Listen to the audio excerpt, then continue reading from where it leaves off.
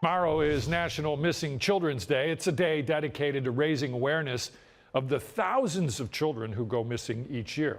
19 investigator Gabby Hart has been looking at the most recent numbers for children reported missing in 2023.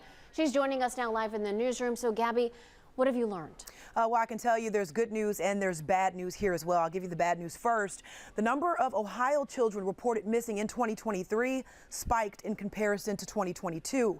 The good news, though, is that 98% of them were found and reunited with their families. A new report from the Ohio Missing Children Clearinghouse revealing a startling increase in the number of children reported missing in the year 2023. The annual report shows more than 17,000 children were reported missing last year. That's an increase of over 1,900 compared to 2022. This trend is also higher than the numbers that were reported in 2020 and 2021. But there is a glimmer of hope.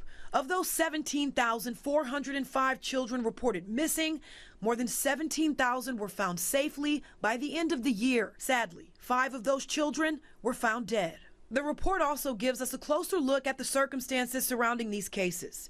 More than 9,000 reports involved runaways, children who left home without permission or stayed overnight with friends. Northeast Ohio saw some of the highest numbers in the state, with over 5,400 missing child reports coming from the Cleveland, Akron, and Canton areas. Nearly 3,000 of those were out of Cuyahoga County alone.